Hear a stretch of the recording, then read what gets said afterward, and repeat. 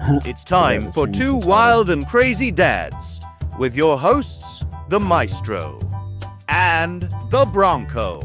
It's the show that talks about the important stuff in life. Let's start the show.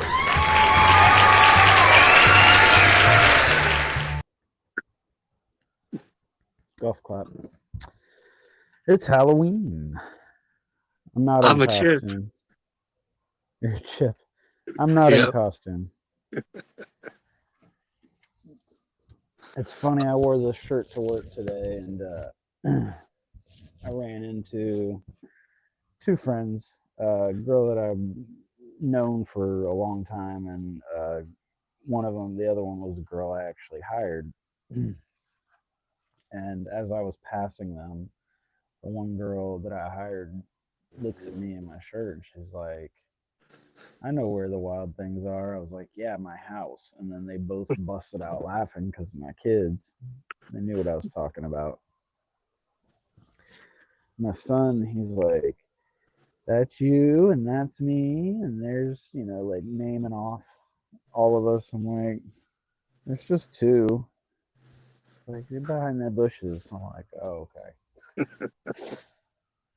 He had fun tonight, man. We already did the trick-or-treating thing here. Yeah, they just came back and then went back out again. Oh. Whew. All right. Sorry.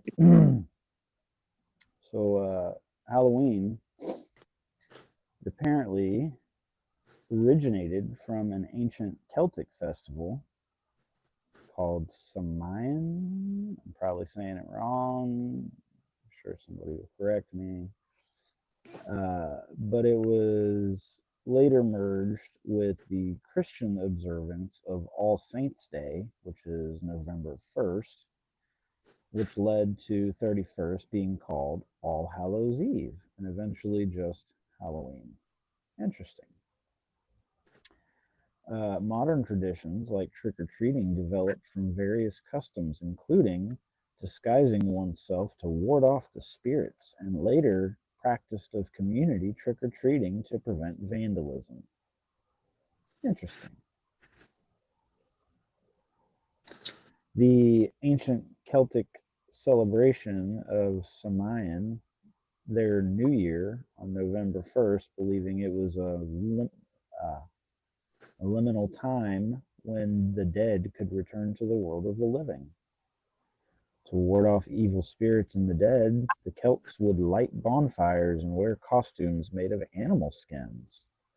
They also left food and drink offerings for the deceased, which may be the origin of the modern trick or treating. Interesting.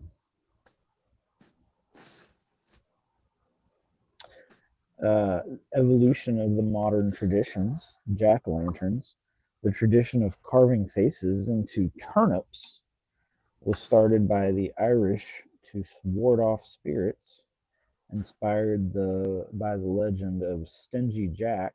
When Irish and Scottish immigrants came to America, they began using pumpkins, a native and larger fruit, for carving instead. And the phrase trick or treat became popular in the 1950s, but its roots go back to ancient practice of leaving out food for the dead, or more modern custom of souling, like your soul, where people would beg for food or money on the day before All Saints' Day.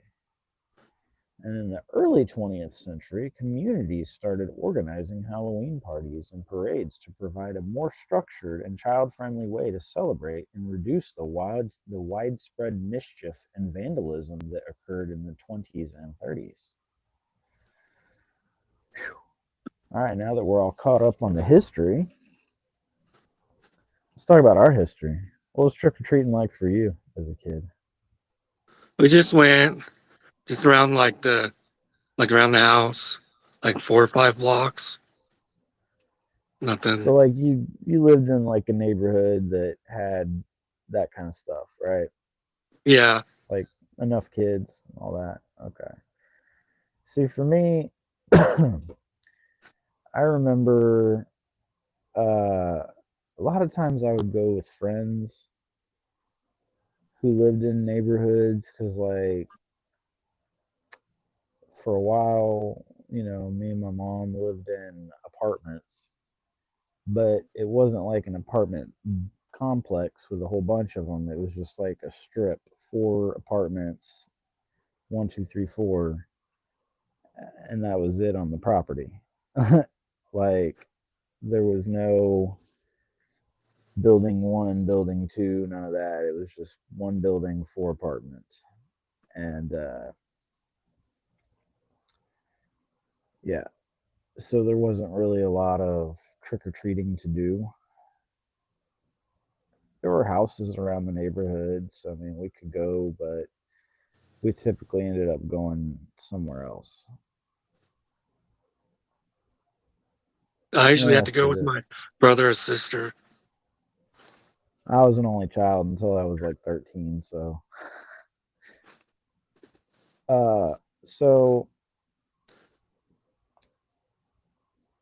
how cold is it right now? Cuz it's actually kind of chilly down here. It's pretty I cold.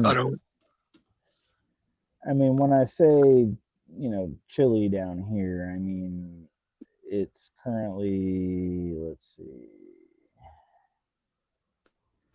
What is the weather? Where's the weather? Oh, it's 56 degrees here. Ooh. That was I say probably at like your least high 30 today. here. 56, that was probably your high, wasn't it? Yeah. Yeah, it's supposed to get down to like 40 something tonight. It usually That's always on snows on Halloween here. snow.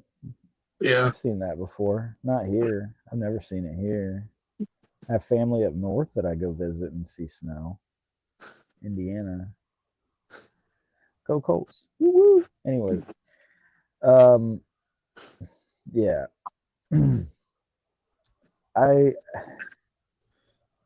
I remember just getting all like the fun size candies and stuff. Like, I never got full candy bars. The individual Reese cups, the little fun size Snickers and Kit Kats and Crunch bars and 100-gram bars and all that. What we would do is there'd be like line for to get candy, and then usually you'd have someone be all, this house is giving away blah blah blah. I'm like, all right, Yeah, this house is giving away blah blah blah. yeah. You tell your friends and then you go run and hit those Yeah. neighborhoods. Like, yeah. So what I see now, I mean, you have, older kids as well. Like, I remember even going back with my, teenagers, now teenagers, like going back to when they were younger and we'd go trick or treating. Like, it kind of blows my mind now how you see parents that drive and they pull up to a house and their kid hops out and runs up and then gets back in the car and then they drive a little further and the kid gets out, runs, and I'm like, okay, first of all, this tells me you don't live in this neighborhood. No, The fact my the wife fact did that you're that. driving.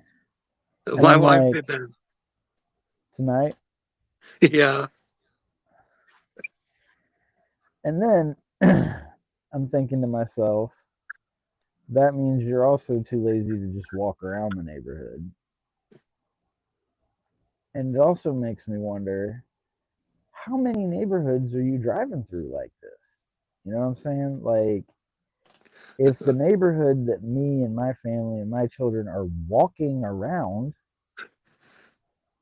have a bunch of, kids, and it takes time to walk from house to house. It's a lot faster to drive. Like, we got passed by cars. Like we'd be on our way to the next house, and these cars eventually like end up passing us, and they're done in the neighborhood before we finish the street. And it's like, how is this like It takes the fun fun out for of the it. kids? Yeah, how is this fun for your kids to just be getting in and out, in and out? Like my kids were having a blast. Like, ooh, that one has its lights on, like running across the street to the next house. Our neighborhood's not the greatest, so we go trick or treat in my dad's neighborhood because it's a nicer part of town.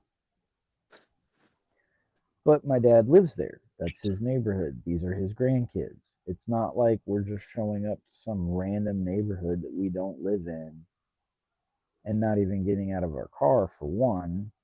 But we, you know, our oldest wanted to go trick or treating with some of his friends. They had a thing where they were all going to get the inflatable dinosaur costume and have a whole like herd of dinosaurs running around the neighborhood. And when we went to drop him off at his friend's neighborhood, it's a big neighborhood in our town, like one of the bigger ones in the nicer part of town. And he, as we're pulling in, there are cars lined up all the way down the road leading up to the entrance of the neighborhood. And I don't mean like a line of cars to get in. They are parked and walking like it's a state fair or something. Like I swear, dude, it's like going to a sporting event or a concert or something, and you just how you see the cars lined up and people walking like on their way to the event. That's what Yeah. it was like. People getting out of their cars, a whole bunch of costumes, walking towards, and I'm just like, I know our kid doesn't live here, but he's going trick or treating with his friends. They're in like middle school, they're about to stop. This is like once you get to high school, you're kind of like maybe your freshman year, but then it's like not cool anymore. So I don't know. It just kind of blows my mind that if there are that many cars outside the neighborhood, you clearly don't live there. Because if you did, you wouldn't be driving your car. You'd just leave your house. Like we drove to my dad's house, parked in his driveway, and then we all walked around the neighborhood. We didn't park at the entrance, walk through the neighborhood, and then get back in our car like we just went to a concert. It just, I think Yeah, I about the don't. people who, I think about the people who do live there. Imagine you live in that neighborhood that all these people are coming to, and you go to the store to buy candy for the kids in your neighborhood because you see a lot of kids in your neighborhood. It's a big neighborhood. So you're expecting, whatever. And then all of a sudden you see just like fucking Disney monorail pull up and all these kids come out. And it's like, wait, whoa, whoa, whoa, whoa, whoa, whoa, whoa. I bought candy for the kids in my neighborhood. Y'all don't live here. Y'all are not my neighbors. Y'all are not, you know, now I have to sit here and give the candy that I bought for these. Do I need to go buy freaking Sam's Club bags and bags and bags of candy and spend $200 on candy to give out to other kids that aren't even from my neighborhood? Like, I'd be mad if I lived in there. Especially when And that's the then, only time you see him is Halloween. yeah, you get all excited. You see all these cute little neighbor kids, like in their little costumes, and you're all like, oh, there's little Jeffrey, from down the block, whatever. How are you? How's school? You talk to the kids because you know them, they're your neighbors. And then all these other random ass kids keep coming to your house, trick or treat. It's like in college, you throw a house party and you invite over 15, 20 of your friends for this party, and the next thing you know, there's 100 people in your house, and you're like, I don't even know you. Who invited you? Why are you in my house? Party! Beer in the hand, like, yeah. I really don't have a lot of room to talk because I've been that guy at those parties before, but to be fair, we would go to the street that had all the houses that had big open house parties, and as long as people chipped in for the next keg, nobody really cared. And you knew those people anyway. Not all of them. No.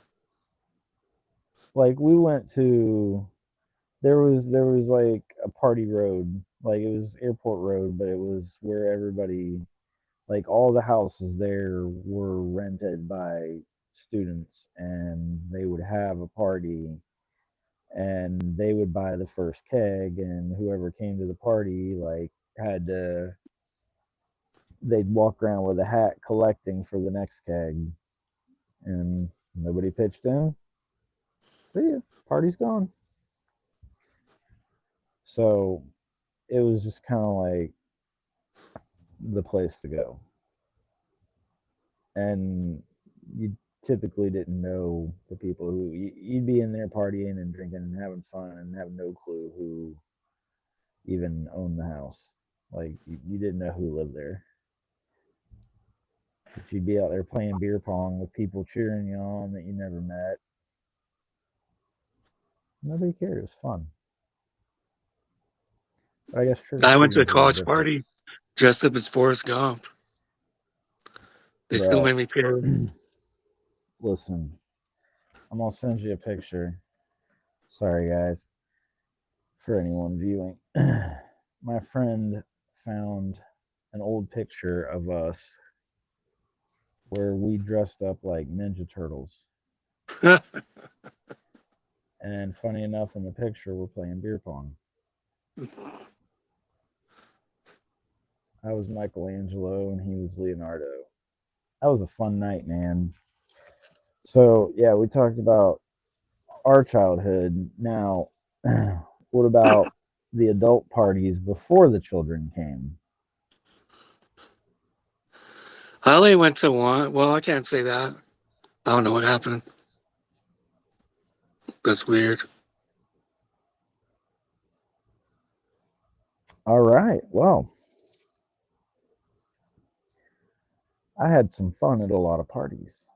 The Ninja Turtle party in question. We also had another friend that was Donatello, and it's because my brother was in karate, so he had all the weapons, whatever. So we borrowed them and went to this house party at our friends. This couple whose house we were at like every weekend. There you are. I was just starting to The only tell the party I went story. to was I went as Forrest Gump. So nice. That's awesome. The the party that I was showed sent you that picture. I was just starting to tell the story since you dropped off. That party was a wild and crazy night. So my buddy that's in the picture, he and I went. He was Leonardo, I was Michelangelo, and my roommate at the time had to work, but he got off later at like 11, so he came over when he got off, but he brought his costume. We made our own Ninja Turtle costumes, and he was Donatello. My brother was in karate, so he had all like the weapons, the training weapons, not like the real ones. So we used his training weapons and gave them back. So let me set the stage here. This is my friend's house. They're married couple, they have kids, whatever, but every Saturday night their kids would go stay with her parents. Like it was just like a weekly thing. It was, they got to see the grandkids every week. They got to spend time with the grandparents every week. They got a night off every week. It was a weekend. It was just their thing. So pretty much every Saturday night we were over at their house. or they were at ours partying. Because this was my early 20s. And they were having a big Halloween costume party. So we all went as Ninja Turtles. And, one of our other friends that my buddy Leonardo there, he ended up dating her, was with her for a while. She was Strawberry Shortcake. She came with our other friend who was a giant bumblebee. And he ended up throwing up in the back of our buddy's truck. He was leaning on the truck, had his head like this for a while, and like his arms on the bed, like on the side of the bed, and he has his head down like this. And then the buddy whose truck it was is like, "Hey man, you all right?" He goes, "Oh yeah." And just pukes all into the bed of the dude's truck, and he is just laughing his ass off watching him throw up in the back of his truck. Meanwhile, in the back of the house, there's this little patio, and there's a beer pong table in there that takes up pretty much the entire patio. And when I say beer pong table, I mean a big piece of plywood that's cut at a regulation size and Sharpies that everybody had to sign their name when they played beer pong.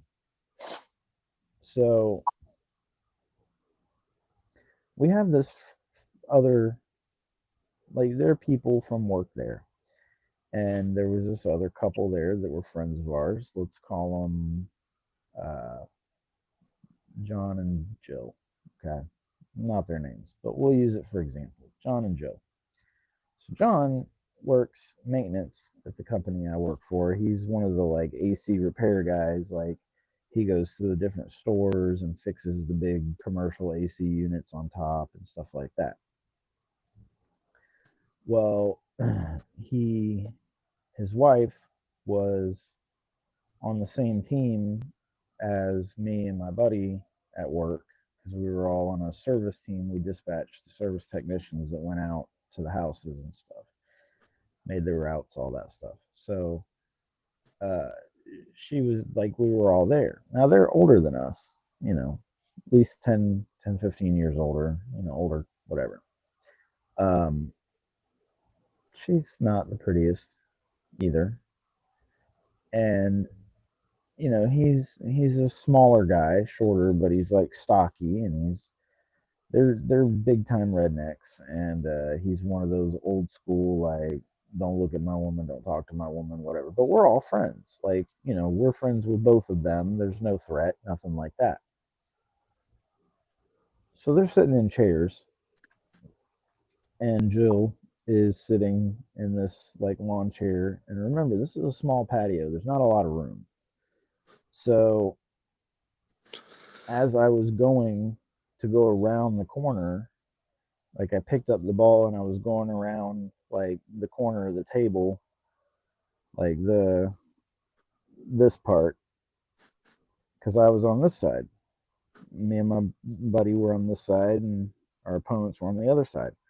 Well, she was sitting in the chair in this corner here of the patio. So when I went around the edge, I kind of did like a number where I went in front of her like crotch first instead of ass first. And when I did, I had to like lean forward because the corner of the table was going to go up my ass had I not leaned forward to go around it. Well, all he saw from where he was in his drunken state was me wave my cock at his wife's face. So as I went around, I was actually going outside to take a piss because I had to piss really bad, and all the men's restroom was their backyard. So I was on my way out there, and I'm not even like to the end of the sidewalk, and I hear, "You wanna? We gonna have a fucking problem?" And I'm like, "What?" And I'm so confused. I turn around and he's like, "I'm gonna kick your ass, bro." I'm like, what's going on? What? And like our friends whose house it is standing there like drunk, just like frozen. His wife is like, "What's going on?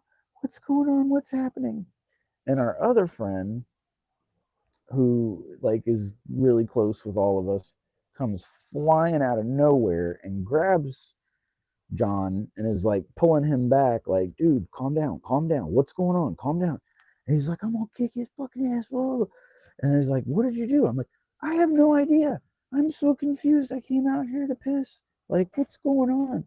And out of nowhere, here comes my buddy, Leonardo, my Ninja Turtle brother, comes flying out of nowhere right next to me. And he's like, what's going on? If you want to get to him, you're going to go through me. And he's got his, Ninja Turtle sword. He's not like waving it up, and it's a wooden sword. He's not like waving it around or threatening him with it. He's just got it in his hand because he'd been carrying it around all night.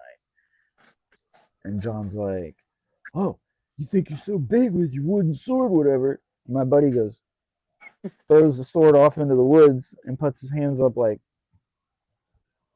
no sword, come at me. Meanwhile, our friend is holding John back, trying to figure out what's going on. And then finally, John's like, he's fucking putting his dick in my wife's face. I'm like, what are you talking about? He's like, I saw you. You come out waving it in her face. I was like, I was passing by and I had the corner of the table going up my ass. I had to go around it.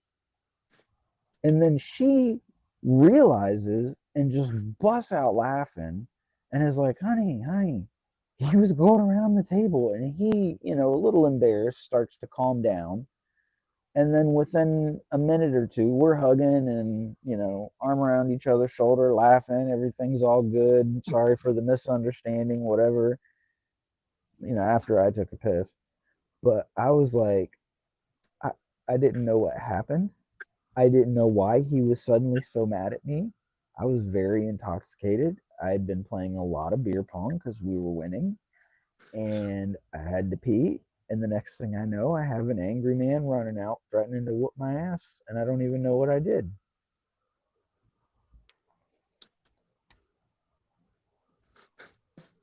You should just had the table go up your ass. That would solve everything. Well, that's just it. Like, if I had not moved the way I did, it would have, like, scratched my ass or ripped my pants or something because it's corner plywood. It's not sanded down or finished or anything. It's we were poor, So, yeah. And I've been to other Halloween parties that are fun and memorable and dress up and stuff like that, but none that I almost got my ass whooped for going around the corner of a table.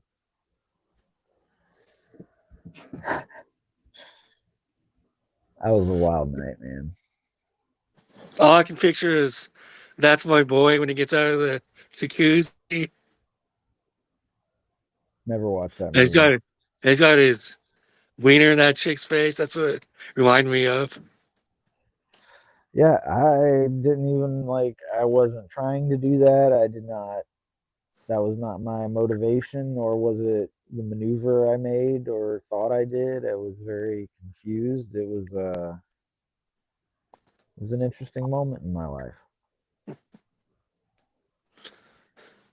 Other costume parties, I've had far more success.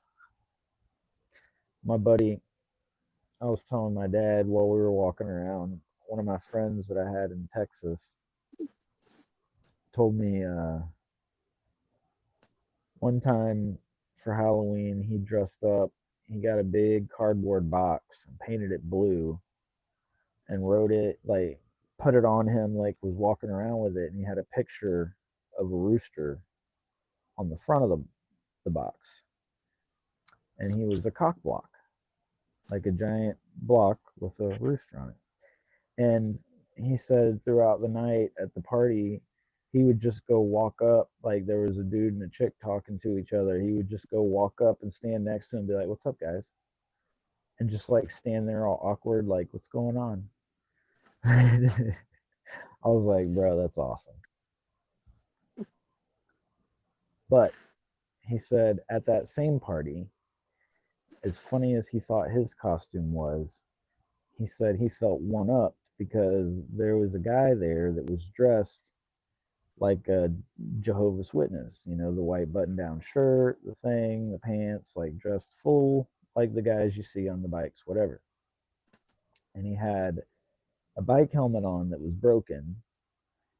He had a busted up bike that he was carrying around. Or no, it was a tire, bike tire, like just the front tire. And a big, like, tire track going down the front of him, like he got ran over by a car. And I was like, oh my God. He's like, dude, I lost it. It was the best costume I'd ever seen in my life. I was like, that is wild. That guy's got a sense of humor. Just like the guy I told you about the at Walmart, the amputee. Dude riding on a little motor scooter, one leg from the knee down, nothing, the other leg normal, wearing an IHOP t-shirt. I wanted to shake his hand like I did. I was like, bro, like that is the funniest shit. Like you've got a great sense of humor to have an amputee with one leg wearing an IHOP t-shirt. Like he knew what he was doing. He'd be a good person to have for the three-legged race.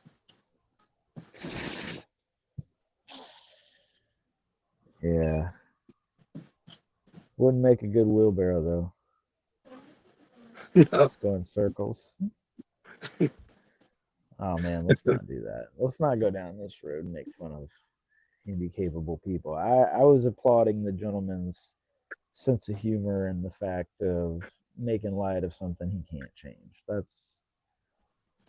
That's somebody who's good with themselves, you know, in life. Like if you have a good sense of humor to poke fun at yourself like that, like I applaud you, man. That's awesome. Now, I will say, being a parent trick or treating, it's not the same as it was for us as kids. Like, I'm watching my kids have the experience that I did, but I'm like, now we still got to drive home, get you in bed, and do all this. Like, I'm not thinking about, oh man, look at all the candy. I'm thinking about all the things that I got to do with the little kid that's hopped up on all the candy. And they crashed hard, man. Both of them. Like, they crashed in the car before we got home. My daughter woke up when I, brought her in. My son, like, he just, like, whined and was, like, kind of half crying the whole time I carried him from his seat to the bed. And then I laid him down in the bed and he got like real quiet. And I was like, Mommy's bringing you some drink. And he just like nodded his head. And I was like, I love you. He's like, I love you, Dad. And then, like, my daughter, I go in her room and her eyes are barely staying open as she's like trying to stay awake and give me the hugs and kisses and stuff. And like she lays down and she's trying to drink her water and she's like fading fast. And I'm just like smiling, and the next thing I know,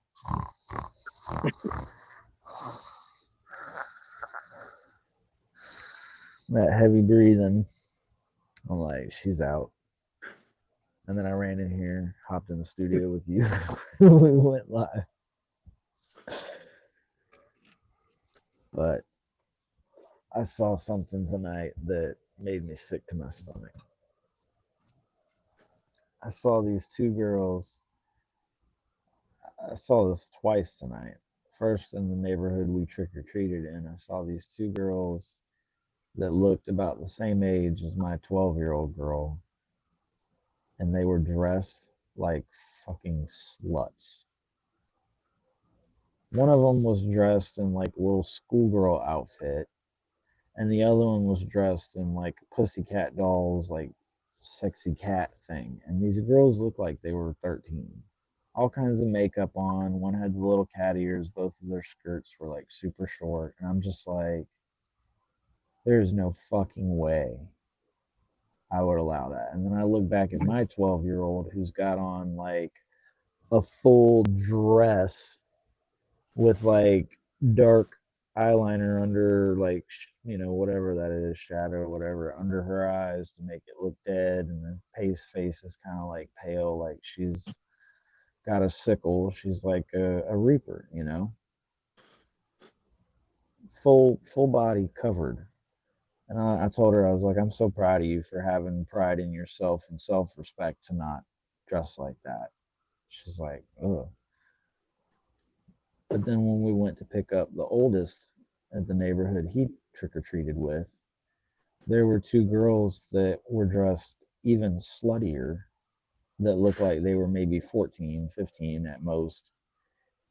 Way more makeup, shorter skirts, like tube tops with their tiny little mosquito bite boobs, like shoved to try to show cleavage. And I'm just like, who let these kids leave the house like that? Because I want to punch them in the face. That's crazy.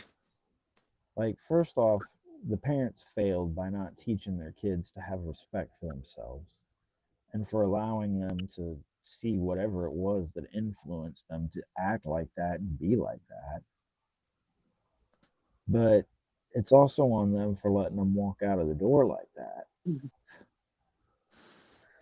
But these girls need to have more respect for themselves too. And they look like they would be cute kids, like cute girls. So it's not like they're some, ugly girls that have low self-esteem or something like that. Like, they look like they would be popular kids or something like that, or have no trouble with boys. Like, I don't understand why. Just, man. If you're watching this and you're a parent and you have a daughter and you let them go out like that, stop watching this shit and go fuck yourself. Yeah. Turtle power. Yeah. I don't need a wooden sword. I'll whoop your ass. Teach your daughters to have respect for themselves.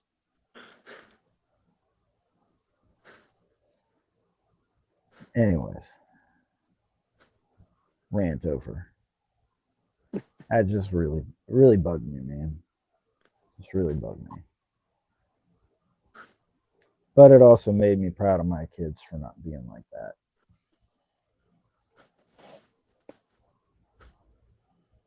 What were your kids? My Emma was a bumblebee and Anna was a cat. See, we went from dinosaur to dinosaur. The oldest and all his buddies were giant inflatable dinosaurs. And then the youngest was a little dinosaur and a little fuzzy warm, like, zip up thing. They're supposed to be pajamas, but he was so excited that it was a dinosaur that he wanted to wear it, and he did, and he was running around. He was just having himself the most fun night of nights. My daughter was Cinderella. She loves walking around with the little wand and the gloves and being a princess.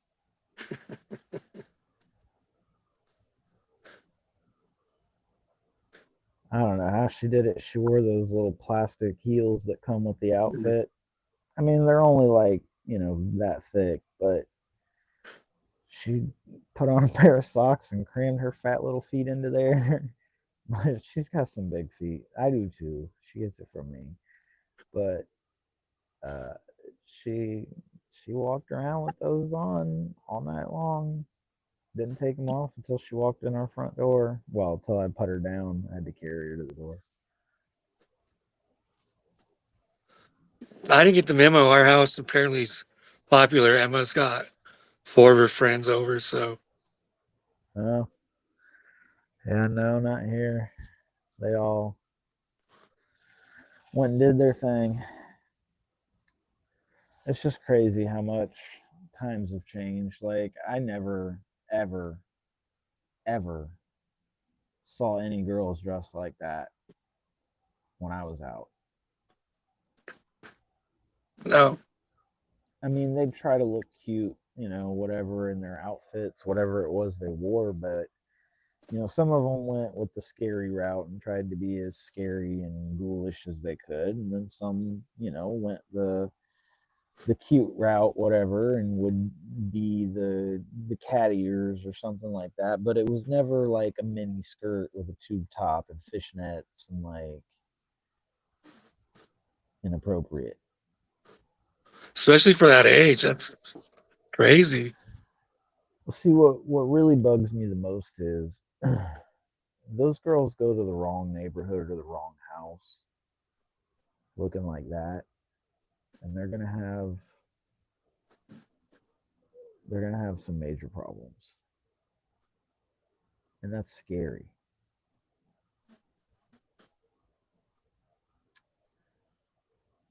Which I seriously wanted to just like grab these girls by the ear and say, "Where do you live?" and drag them back to their house and say, "Put some fucking clothes on." I'm more pissed at their parents. Like, how do you let your That's what I'm kids? saying. That's what I'm saying. Like, I'm saying I drag them to the house, say, "Put some fucking clothes on," while I whoop your parents' ass. Like, it's sad, man. It's sad. Well, let's not end on a low note like that. Let's flip it and start talking about some happy Halloween stuff. Did you ever do pranks? Did you ever toilet paper No. a house? Well, I can't say that. One year, I got in the back of my friend's car. We'd get in the back seat, and the trick or treaters would come. They wouldn't see us. We'd come out and scare the shit out of them. Man, that's nothing. I'm talking about But that's what like it is. vandalism, not No. playing along in the spirit. Mhm. I never really did any kind of vandalizing or stealing kids' candy or anything as a kid, but a drunken adult, that's a different story. I didn't steal any kids' candy. Never did that. Don't get it twisted. But definitely done some mild vandalism as an adult. Parties. Uh, I'm not proud of this one, but I was at a party at some condo, whatever, condominiums, and I was really drunk, and I was downstairs smoking a cigarette, drinking a beer, and someone in the parking lot left their windows down.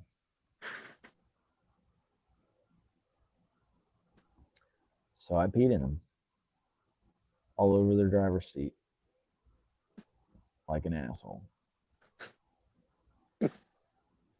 Yeah. Um, we toilet papered my friend's car because he passed out at the party. So we toilet papered his car. Don't know I don't why. even know if I should say what I did. I remember now. It's bad. But my Worse than friend had playing in a somebody's car. no. My friend had a lemon lime Gatorade, and some of it was like he drank some. So I'm like, all right, I fucking peed in it, and he drank it.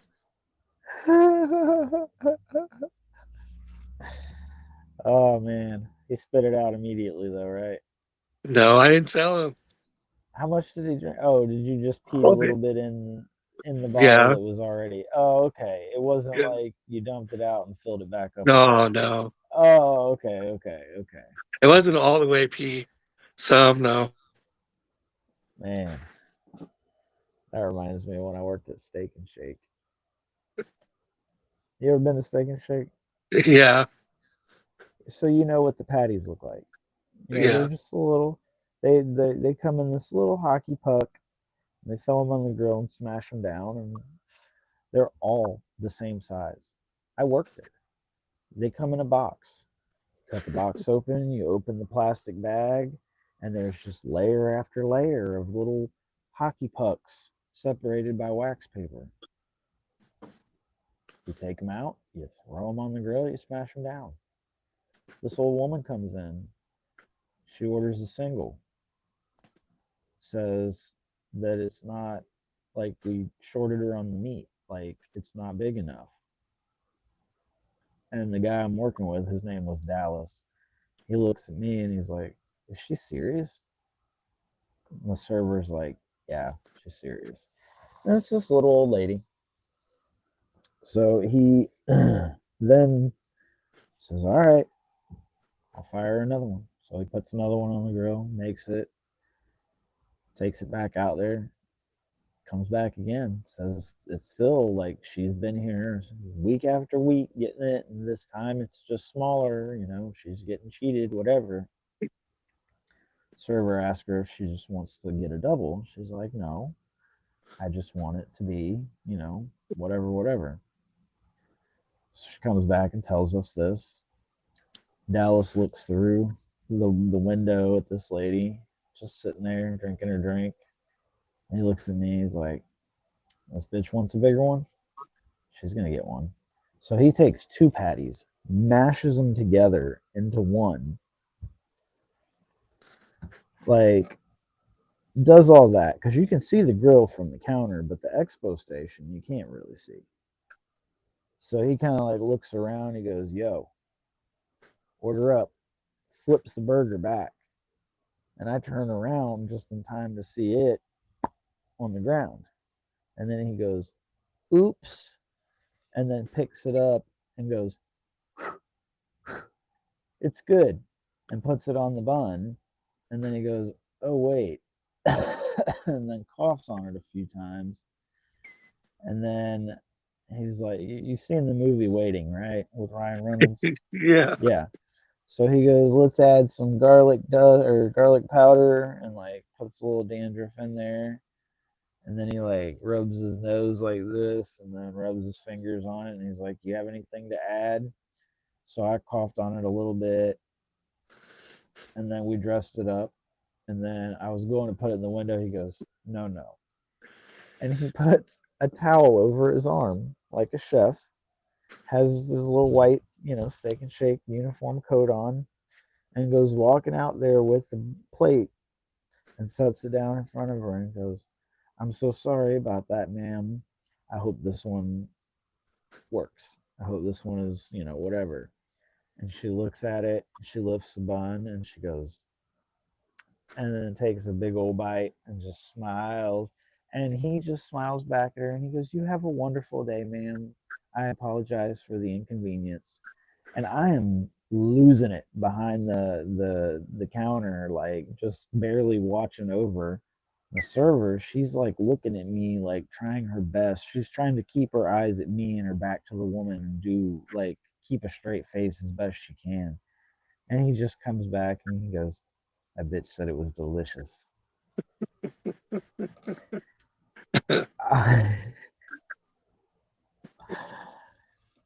Do not send your food back. No. No. Because I guarantee you, the young guy that has no health insurance or paid time off or anything like that, making 13, 14 bucks an hour cooking your food, is not in the place he wants to be in life and does not really give a fuck about you or your food.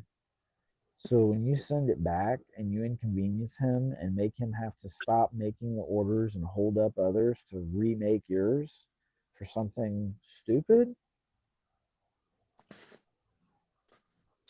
your food's gonna get fucked with.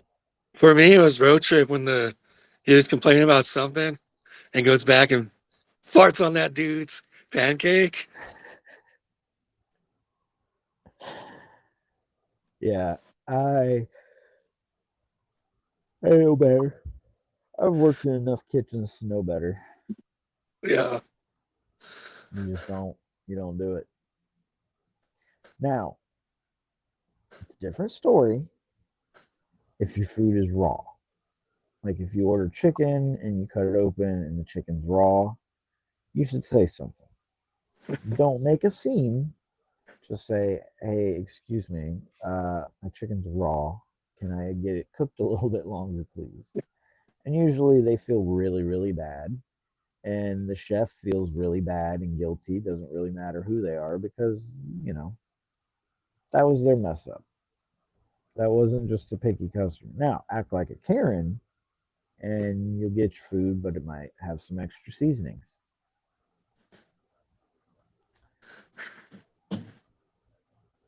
And obviously, if they bring you the wrong food, like you order a burger and they bring you a fish sandwich, you're going to be like, that's not my order. I had the burger. And they'll be like, oh, I apologize, and go fix it. You catch it at first.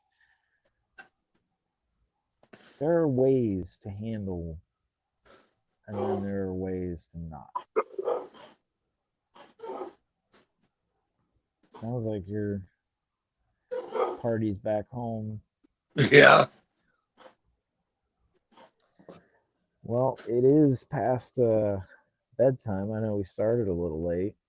Still got about 9 minutes left in our run time, but if it's bedtime, we can say goodnight. It's up to you, brother. Yeah. I'm gonna jack some candy. Oh yeah, I yeah. got the See, that's the good munchies. thing.